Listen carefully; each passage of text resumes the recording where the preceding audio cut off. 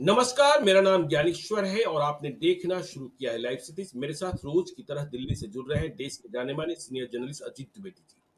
अजीत जी, चर्चा अब हम रुपौली के आगे करेंगे। रुपौली में विधानसभा का उपचुनाव संपन्न हो चुका, निर्दलीय शंकर सिंह जीते। झटका तेजस्वी यादव को भी लगा, झटका नीतीश कुमार को भी लगा। दोनों की उम्मीदें मुरझा गई और निर्दलियों की चांदी दिखाई पड़ने लगी है।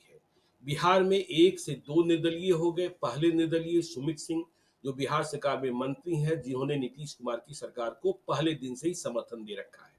और अब शंकर सिंह क्या करेंगे, यह देखने की बात होगी। लेकिन आगे की हम बात करें तो 4 विधानसभा क्षेत्रों में अभी उपचुनाव होने हैं और यह बड़ी परीक्षा होनी है नीतीश कुमार की, बड़ी परीक्षा होनी है तेजस्वी यादव की।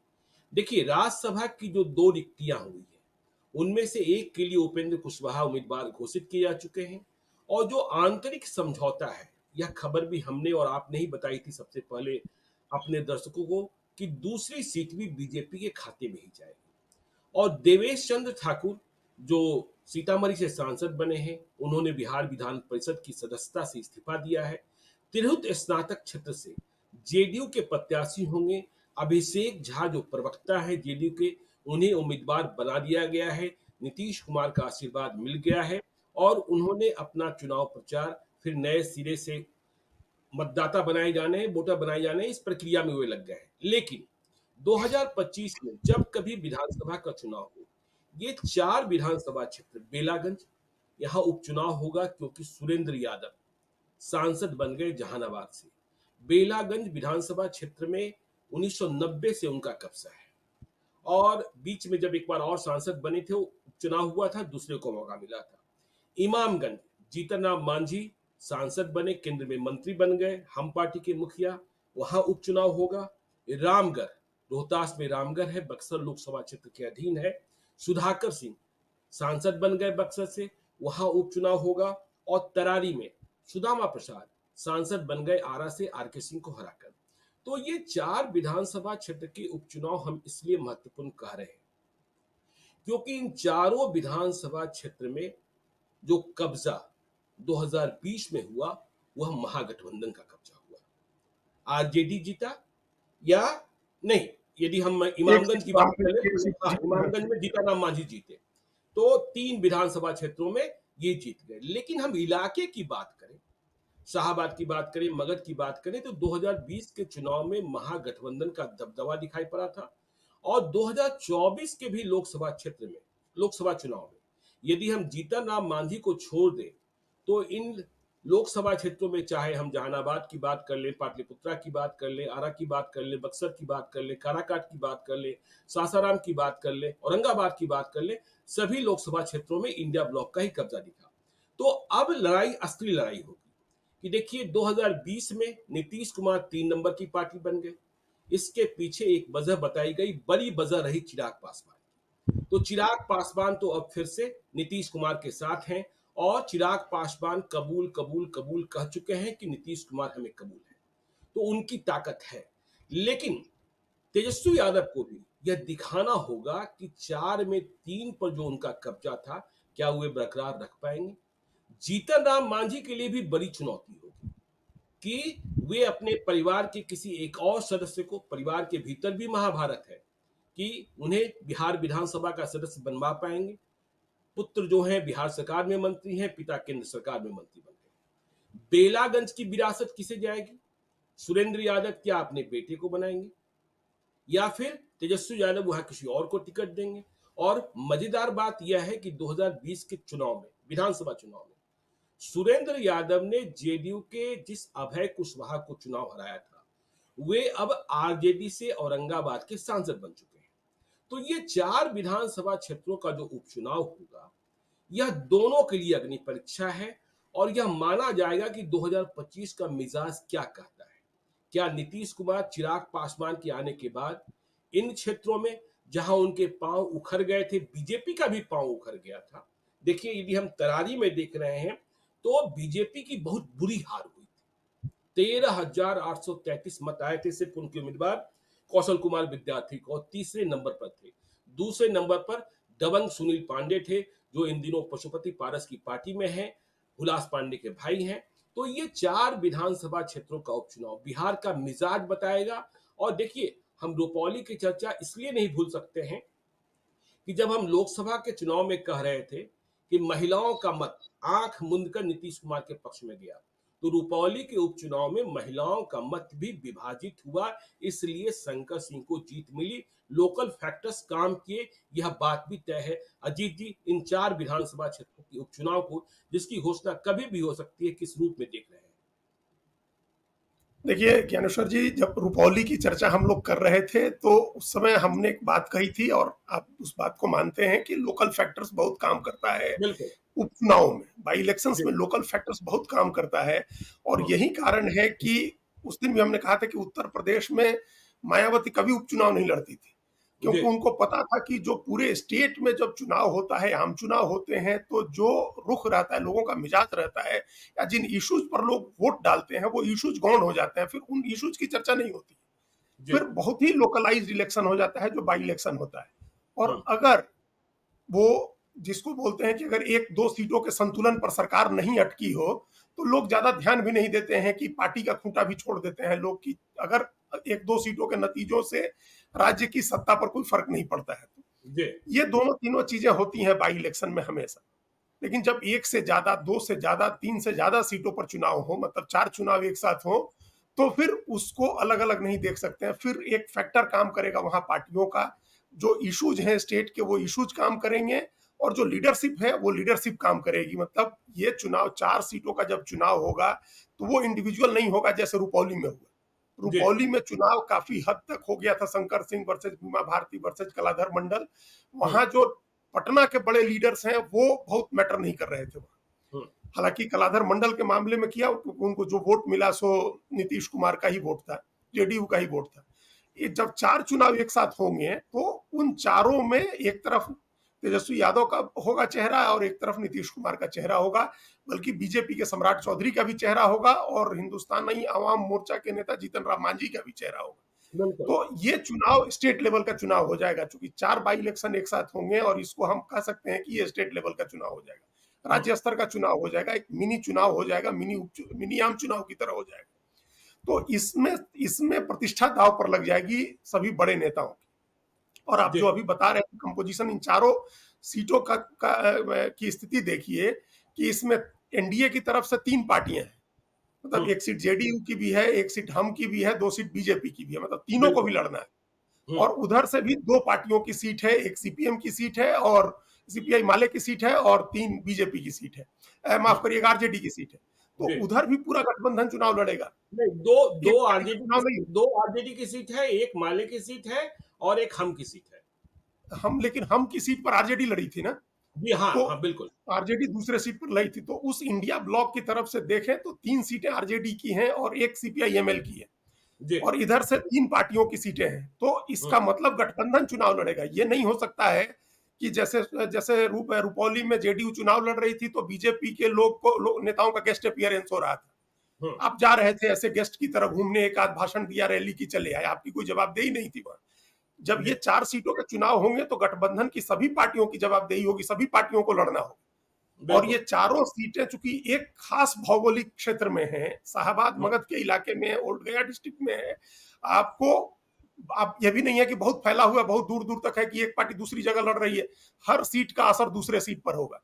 जैसे जी। लोकसभा चुनाव में हम लोगों ने देखा कि किस तरह से एक काराकाट की सीट ने पूरा इलाका खराब कर दिया, मगध का और शाहबाद का, और 3 इलाके पूरी तरह से खत्म कर दिए हुँ। एक काराकाट ने। तो इन चारों सीटों का एक दूसरे पर असर होगा। जो पॉलिटिक्स गया में हो रही होगी उसका असर बेलागंज पर होगा, बेलागंज का असर रामगढ़ पर होगा, और रामगढ़ का असर जो चौथी सीट है तरारी, उस पर भी होगा। मतलब ये चारों सीटें इंटरलिंक्ड हो जाएंगी।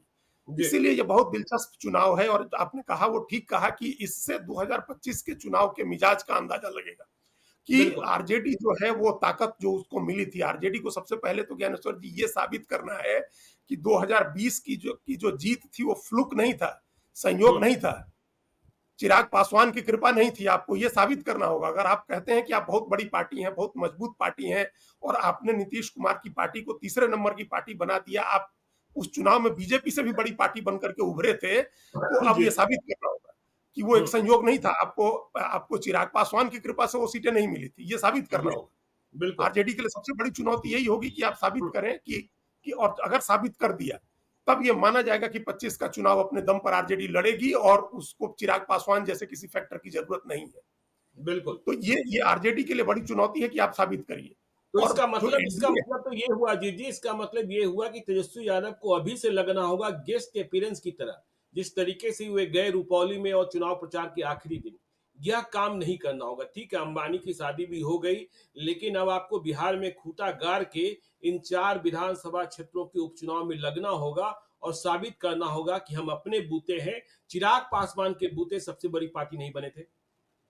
बिल्कुल, बिल्कुल और ये आपने ठीक कहा कि गेस्ट अपीयरेंस अब नहीं चलेगा जी, और इस इन 4 चुनावों का मैसेज पूरे प्रदेश में जाएगा। बिल्कुल। पूरे प्रदेश में अभी देखिए हुँ, ये तो मैटर ऑफ फैक्ट है ना कि अगर चिराग पासवान पिछली बार वोट नहीं काटते, उनको अगर वोट उनकी पार्टी के एटलीस्ट 32-33 सीटें हैं या उससे एक दो ज्यादा ही होगी, जहां जेडीयू जितने वोट से हारी है उससे ज्यादा वोट आया हुआ है एलजेपी के कैंडिडेट। तो बिल्कुल। आरजेडी की जीत में तो एक बड़ा फैक्टर था ही ना लोक जनशक्ति पार्टी।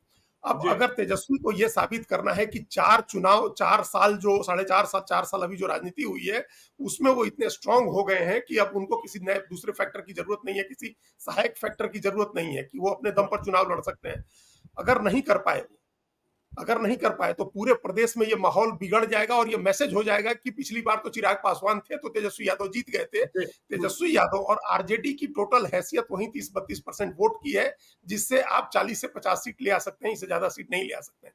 ये धारणा टूटे, इसके लिए जरूरी है कि इस इलाके में आरजेडी चुनाव जीते। जिन 3 सीटों पर उसके लोग एमपी हुए हैं, जहां उसके लोग एमपी हुए हैं वहां कम से कम जीते। और बिल्कुल। दूसरी ओर जेडीयू बीजेपी का क्या है ज्ञानेश्वर जी, उनको नीतीश कुमार को और बीजेपी का जो लीडरशिप है इसमें बड़ा हुँ, सवाल सम्राट चौधरी के लिए भी है। ये उनकी लगातार दूसरी परीक्षा हो रही है, उनके प्रदेश अध्यक्ष बनने और उप मुख्यमंत्री बनने के बाद ये लगातार दूसरी परीक्षा होने जा रही है। जी, ये इसका मैसेज उनके आगे अभी कोई चेंज वेंज नहीं कर रहे हैं लोग, हो सकता है उपचुनाव के बाद हो या जो भी सोचा गया हो उसमें इस उपचुनाव का एक बड़ा महत्व होगा बीजेपी जेडीयू के बिल्कुल। लिए। हुँ, उनको ये दिखाना होगा कि लोकसभा चुनाव एक बार हार गए, बार बार नहीं हार सकते हैं। उस हुँ, समय गफलत हो गई, उस समय हम लोग काराकाट को ठीक से हैंडल नहीं कर सके और इसका असर बन गया, चारों तरफ चला गया और चुनाव हार गए, बार बार चुनाव नहीं हारेंगे, ये हुँ, साबित करना होगा। अगर नहीं साबित किया, लोकसभा के बाद विधानसभा भी हार गए, तो इसका मतलब होगा कि अलायंस उस तरह से वर्क नहीं कर रहा है जिस तरह से 2020 में किया था या 2019 में किया था। तो ये मैसेज भी खराब होगा एनडीए के लिए। और एटलीस्ट ये बड़ा इलाका है जो गया का और मगध का और शाहबाद का इलाका है, ये बड़ा इलाका है। इस इलाके में पिछली बार भी 2020 में भी सारा खेल बिगड़ा था एनडीए का इसी इलाके से। पहले 2 फेज में चुनाव हुए थे इस इलाके में और ऐसी लहर उठी थी कि लग रहा था कि इस बार साफ हो जाएगा एनडीए। तब बिल्कुल। दूसरे चरण के बाद प्रधानमंत्री ने अपने नहीं कमान वैसे भी संभाली, देखिए नीतीश ना कुमार अजीत को जी, लेकर के घूमना शुरू किया। लोकसभा चुनाव का ही विश्लेषण कर ले, तो बेलागंज में ठीक है कि सुरेंद्र यादव ने एनडीए के उम्मीदवार को बढ़त दिला दी थी।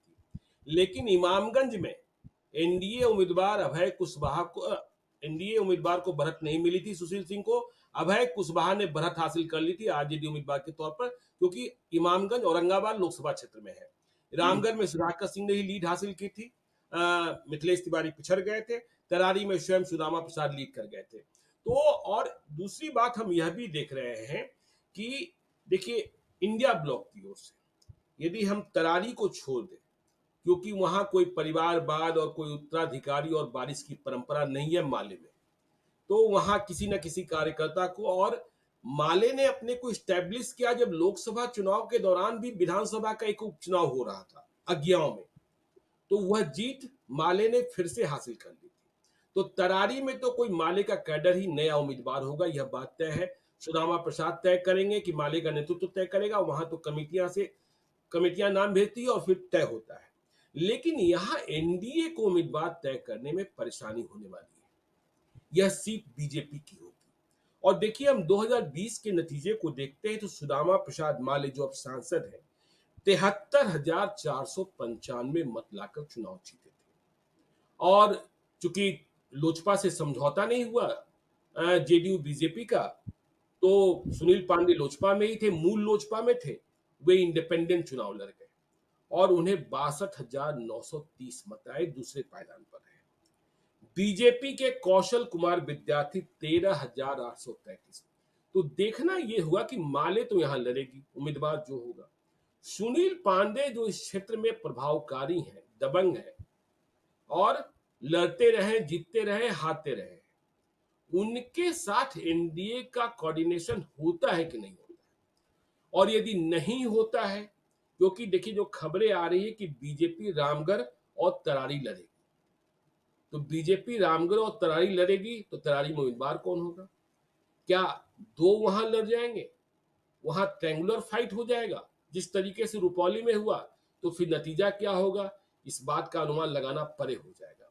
तो पहले तो तरारी में तय होना है कि सुनील पांडे एक फैक्टर है वहां। सुनील पांडे से बात बनती है, नहीं बनती है, और यदि नहीं बनती है तो बीजेपी का उम्मीदवार कौन होता है, और क्या एक ही वोट बैंक में दो लोग सेंधमारी कर रहे होंगे और एक तरफ थोक वोट होगा? यह बड़ी बात होगी। देखिए, बीजेपी की दोनों सीटें ज्ञानेश्वर जी बहुत डायसी से दिख रहे हैं, बहुत ट्रिकी सिचुएशन है दोनों सीटों का। जी। देखिए, बीजेपी दोनों सीटों पर जो पिछला 2020 का विधानसभा चुनाव का जो फिगर आप देख रहे हैं, हम्म, उसमें दोनों सीटों पर, रामगढ़ में और तरारी में, दोनों तीसरे नंबर सीटों पर बीजेपी तीसरे नंबर पर रही थी। जी। तो तीसरे नंबर पर से उठ करके, और आपने जो कहा तरारी का कि सुनील हम्म, पांडे तो एक फैक्टर होंगे ही होंगे, उनको आप हटा नहीं सकते हैं। वो ऐसा हम्म, नहीं है कि आप चुटकी बजाएंगे और सुनील पांडे सीन से गायब हो जाएंगे, और बिल्कुल। ना आप बहुजन समाज पार्टी को गायब कर सकते हैं चुटकी बजा करके। हम्म। बहुजन समाज पार्टी दूसरे स्थान पर रही रामगढ़ में, और हम सब अरे लोगों ने देखा कि 200 बक्सर वोटों में से जीते ना, 200 से कुछ अधिक मतों से वो चुनाव एक सौ जीते। नवासी वोट से 189 वोट से जीते हैं हम्म, सुधाकर सिंह, बहुजन हम्म, समाज पार्टी से। जी। तो एक सौ बहुजन नवासी समाज पार्टी से 189 वोट से जीते हैं, वो फैक्टर भी थोड़े खत्म हो जाएगा। अभी हम लोगों ने देखा कि बक्सर लोकसभा में बहुजन समाज पार्टी के उम्मीदवार को 1 लाख से ज्यादा वोट आया। अनिल बिल्कुल। कुमार चुनाव लड़े थे, उनको 1 लाख से ज्यादा वोट आया। हम्म, इसका मतलब है कि वो इलाका ऐसा है जिस इलाके में बहुजन समाज पार्टी का काडर है, और हम्म, बहन जी की अपील काम करती है, मायावती की अपील काम करती है। तो आप उस फैक्टर को भी गौन नहीं कर सकते हैं, और न सुनील पांडे फैक्टर को गौन कर सकते हैं। और तो सासाराम में जो बीजेपी चुनाव जीते हैं मनोज राम, वे पुराने बसपाई हैं। पुराने बसपा के ही हैं जो चुनाव हाँ जीत जी। गए सासाराम से। जी। तो उस बिल्कुल। पूरे इलाके में जो लगता हुआ इलाका है, उत्तर प्रदेश से मायावती का असर है, और बहन जी नए तरीके से अब री इमर्ज, अपने को री इन्वेंट कर रही हैं। उन्होंने आकाश आनंद को आगे किया है, और बहुत एक्टिवली अब वो पॉलिटिक्स कर रहे हैं, क्योंकि उनके सामने एक अलग थ्रेट है चंद्रशेखर आजाद का, जो नगीना से जीते हैं। तो और जी। अभी जैसे हम लोगों ने देखा कि तमिलनाडु गई मायावती, आमतौर पर बाहर नहीं जाती हैं उत्तर प्रदेश से। वहां जो हम्म, जो बसपा के प्रदेश अध्यक्ष थे, उनकी हत्या हो गई थी आर्म स्ट्रांग की। तो बिल्कुल। उस उनके परिवार को सांत्वना देने मायावती गई, और आकाश आनंद भी गए। तो हम्म, मायावती अपने को री इन्वेंट कर रही है, और इस बार उन्होंने ये भी कहा है कि उत्तर प्रदेश की 10 सीटों पर जो उपचुनाव होगा उसमें बसपा लड़ेगी। तो हम्म, बड़े अरसे के बाद बसपा उपचुनाव लड़ने जा रही है। तो उत्तर प्रदेश में लड़ेगी तो निश्चित रूप से बिहार में भी लड़ेगी, और जी। बिहार की वो सीट है रामगढ़ की, बसपा की, पिछली बार 189 वोट से हारे हैं। तो बसपा का फैक्टर आप कैसे निगेट करेंगे अरे बात रामगढ़ सीट? ट्रायंगल फाइट में बड़ा मजेदार हुआ। देखिए सुधाकर सिंह 58,083 मत लाकर चुनाव जीते। बिल्कुल। अंबिका सिंह बीएसपी वाले 57,894 मत लाकर 189 मतों से हारे, और बीजेपी के उम्मीदवार अशोक कुमार 56,000। सिंह को 56,084 मत आया। बिल्कुल तो बिल्कुल, तीनों। यहाँ हाँ, वोटों का विभाजन किस तरीके से, आरजेडी का वोट तो यहाँ एकमुश्त दिखता है, लेकिन जो एंटी आरजेडी वोट है, वह वोट जो है बिखरा हुआ दिखता है। और यह चुनौती नीतीश कुमार, सम्राट चौधरी, चिराग पासवान, जीतन राम मांझी, उपेंद्र कुशवाहा सबके लिए है। सबके लिए होगी, क्योंकि फिर इसके तुरंत बाद आपको आम चुनाव में जाना है, तुरंत बाद जी। बिहार विधानसभा का चुनाव होना है, इस हम्म, उपचुनाव के तुरंत बाद। तो बसपा का फैक्टर अगर आप नहीं निगेट करते हैं कि बसपा का हम्म, कैंडिडेट फिर लड़ता है उसी तरह से, तो फिर ट्रायंगुलर फाइट होगा और बराबरी का मुकाबला होगा। फिर जी। बड़ी मैनेजमेंट की भी परीक्षा होगी, और अपने किस तरह से आप बीजेपी, जेडीयू, सब जिन 5 नेताओं के आपने नाम लिए, ये पांचों नेता मिल करके अपना वोट एकजुट कैसे करते हैं। दलित का वोट, उसके साथ कुशवाहा का वोट, कोयरी कुर्मी और फॉरवर्ड का वोट किस तरह से एकजुट करते हैं। जो कोर वोट है, जिसकी हम लोग हमेशा चर्चा करते हैं कि 70% के करीब वोट होता है, जो लौह कुश हम्म, समीकरण का वोट है जेडीयू और बीजेपी का, उसको आप कैसे एकजुट रखते हैं। ये एक बड़ी परीक्षा बक्सर में हो जाएगी। ट्रायंगुलर फाइट होगा, और बहुत क्लोज फाइट होगा, क्योंकि बसपा लड़ेगी। और ये अंदाजा इसलिए है क्योंकि बसपा ने अनाउंस किया हुआ है कि उत्तर प्रदेश की 10 सीटों पर बाई इलेक्शन लड़ेंगे, तो हम्म, उनको रामगढ़ लड़ेंगी, ऐसा लग रहा है। और वो उसी तरह से आप तरारी में सुनील पांडे फैक्टर को निगेट नहीं कर सकते हैं, उनको चुनाव लड़ना है।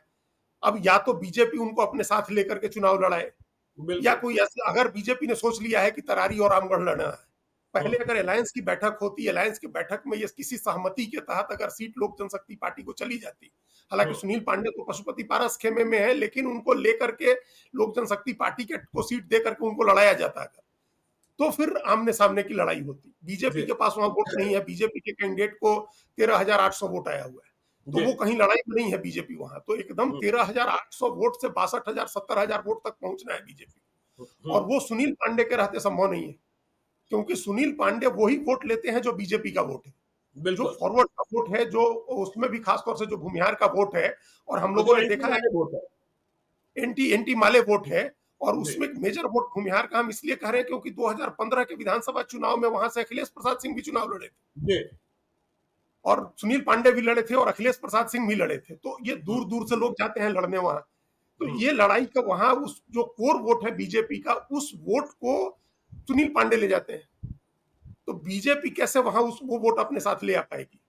हुँ, फिर कहीं ऐसा ना हो, फिर ज्ञानेश्वर जी अगर ऐसा हो जाए कि बीजेपी फिर तीसरे नंबर पर रह जाए अगर इस उपचुनाव में भी, हुँ, तो फिर आपकी हैसियत, आपका क्या बार्गेनिंग कैपेसिटी बचेगी, आप आरजेडी के, आप जेडीयू के साथ या दूसरी पार्टियों के साथ, आप प्रदेश की बिल्कुल। सबसे बड़ी पार्टी है अभी विधानसभा की, और हुँ, बाई इलेक्शन में अगर आप नहीं लड़ाई सामने सामने की लड़ाई में आते हैं, हार जीत तो अलग बात है, हुँ, तो ये कैंडिडेट खोजना होगा। कैंडिडेट आपने जिस कैंडिडेट को पिछली बार वोट दिया, 13,000 वोट आता है किसी कैंडिडेट को, मतलब उस चुनाव में, जैसे उस बढ़िया अलायंस में चुनाव लड़ते हुए, तो हुँ। कैंडिडेट खोजना सबसे बड़ी चुनौती होगी बीजेपी के लिए, और वहां सुनील पांडे फैक्टर को निगेट करना, सुनील पांडे को कैसे आप न्यूट्रलाइज करेंगे, उनको अपने साथ लेंगे, कोई दूसरा वादा करेंगे उनको कोई चीज देने का, उनकी सहमति का कोई उम्मीदवार ले आकर के लड़ाएंगे, ये सोचना होगा बीजेपी को इन जी, दोनों सीटों पर।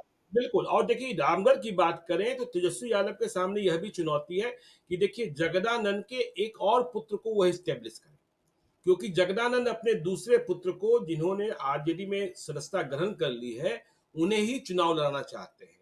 तो परिवारवाद आगे बढ़ेगा और यह देखना होगा रामगढ़ का मिजाज क्या कहता है कि एक बेटा, दूसरा बेटा, पिता भी क्या सबको रामगढ़ की जनता स्वीकार करने के लिए तैयार है और स्वीकार नहीं करती है तो मुकाबला किससे होता है क्योंकि पिछले बार तो 189 मतों से और देखिए जो याद लोगों के जेहन में है कि सुधाकर सिंह तो चुनाव हार ही जाते 189 मतों से चुनाव जीते हुए प्रमाण पत्र लेकर निकल गए थे और फिर उनकी खोज होने लगी थी कि नहीं नहीं नहीं नहीं नहीं नहीं पोस्टल बैलेट में कुछ बचा हुआ है लेकिन वे मिले ही नहीं प्रमाण पत्र लेकर बाहर जा चुके थे इसलिए वे जीते हुए विधायक कहलाए नहीं तो खेला तो उनके साथ भी हो गया था जैसा खेला कई विधानसभा क्षेत्रों में दिखने को मिला था तो जगदानंद और तेजस्वी यादव दोनों के लिए क्या एक और बेटे को क्या एक और भाई को तेजस्वी यादव के भाई कहे जाएंगे जगदानंद के बेटे तो उन्हें स्टेब्लिश करना होगा अब चलिए इमामगंज की बात करते हैं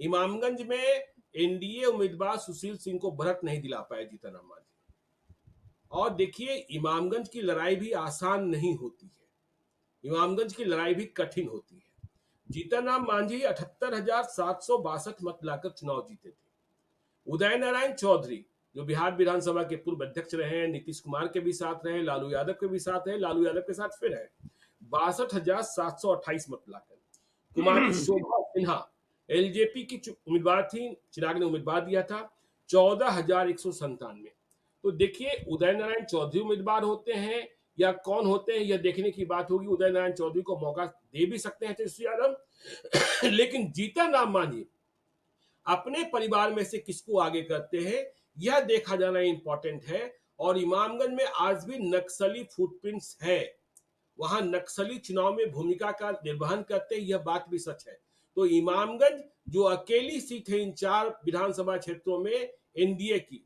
उसे बचाना नीतीश कुमार के लिए चुनौती होगी जीतन राम मांझी के लिए चुनौती होगी क्योंकि यहां फिर से एक परिवारवाद यदि तेजस्वी परिवारवाद कर रहे हैं परिवारवाद को बढ़ावा दे रहे हैं आरजेडी के भीतर हो रहा है जगदानंद कर रहे हैं सुरेंद्र यादव करेंगे तो जीतन राम मांझी भी करने जा रहे हैं हम्म।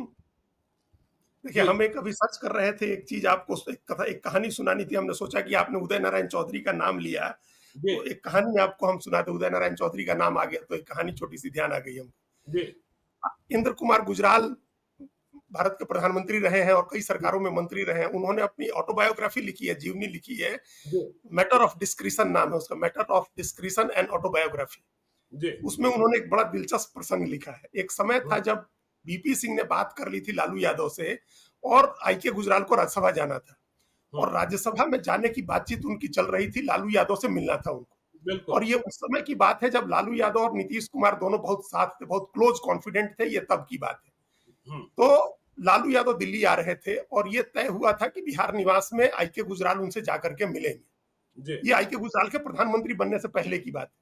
हुँ, तो वो जाकर के मिलेंगे लालू यादव से और बीपी सिंह ने कहा था कि उन्होंने बात कर ली है लालू यादव से, आपको राज्यसभा भेज दिया जाएगा। हुँ, तो आईके गुजराल ने अपनी किताब में लिखा है कि जिस दिन उनको जाना था लालू यादव से मिलने, उससे एक दिन पहले रात में उदय नारायण चौधरी ने उनको फोन किया, आईके अच्छा। गुजराल को, हुँ, और गुजराल साहब से कहा कि आप जो है जरा होशियारी से जाइएगा। हुँ, लालू यादव के बारे में उन्होंने कुछ बातें कही, जिसमें एक बात ये थी कि वो बड़ा ह्यूमिलिएट करते हैं, सामने वाले आदमी को बड़ा अपमानित करते हैं।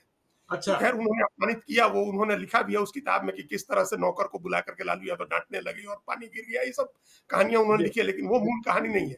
उदय नारायण चौधरी ने कहा कि ज्ञानेश्वर जी आई के गुजराल को कि हुँ। लालू यादव आपसे पैसा मांगेंगे राज्यसभा के लिए। तो आई के गुजराल ने कहा कि ये क्या बात हुई, हम इतने बड़े नेता और इंदिरा गांधी के कैबिनेट में रहे हैं और बीपी सिंह ने बात की है, पूर्व प्रधानमंत्री ने, आप कह रहे हैं कि लालू यादव पैसा मांगेंगे। हुँ, तो उदय नारायण चौधरी ने कहा कि हाँ, लालू यादव पैसा मांगेंगे और हुँ। पैसा मांगने की सलाह उनको नीतीश कुमार ने दी है। अरे! अच्छा।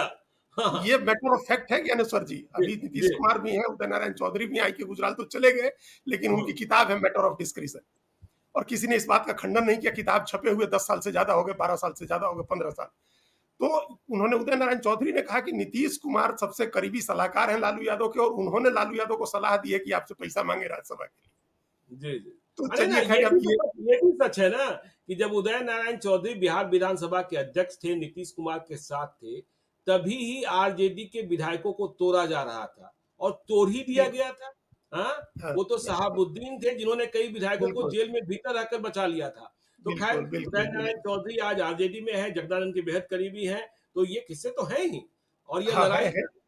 उदय नारायण चौधरी पर क्या-क्या आरोप लगते रहे हैं, यह सब भी है कि नक्सलियों से रिश्तों को लेकर सवर्णों के बारे में क्या-क्या कहते रहे, तो इमामगंज की लड़ाई दिलचस्प होगी।